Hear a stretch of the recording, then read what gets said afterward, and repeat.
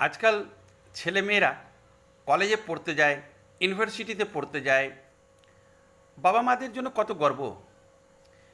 কিন্তু কখনো এমন কিছু ছেলেমেয়েরা ভুল করে থাকে, সবাই নয় কিন্তু, এমন কিছু ভুল করে থাকে যেটা শুনতে কটু, দৃষ্টি কটু, বা বাবা মাও শুনলে হয়তো দুঃখ পায়। আসুন আগে একটা গল্প বলি।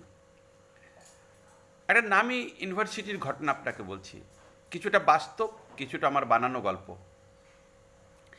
ছেলেরা মিডনাইটে প্রায় মেয়েদের হোস্টেলে চলে যায়, মেয়েরা মিডনাইটে ছেলেদের হোস্টেলে চলে যায়।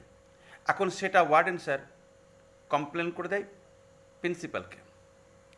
প্রিন্সিপাল রেগে ফায়ার দিয়ে উনি ছেলে মেয়ে যারা হোস্টেলে থাকে, মানে ছাত্রছাত্রী, তাদেরকে ডেকেছে অ্যাসেম্বলিতে। যে প্রিন্সিপাল মাইক্রোফোনে অ্যাসেম্বলিতে রেগে রেগে বলছে, কি বলছেন উনি শুনুন।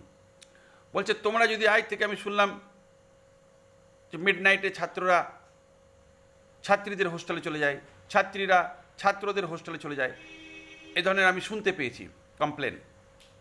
এবার থেকে তোমাদের একটা সিস্টেম করে দিছি, যদি তোমরা কেউ একবার ধরা পড়ো তাহলে 100 টাকা ফাইন, যদি দুবার ধরা পড়ো 200 টাকা ফাইন, যদি 3বার ধরা পড়ো 300 টাকা ফাইন। তখন পেছন থেকে একটা ছেলে বলছে, স্যার সারা জীবনের জন্য যদি যাই তাহলে কিছু ডিসকাউন্ট পাওয়া যাবে।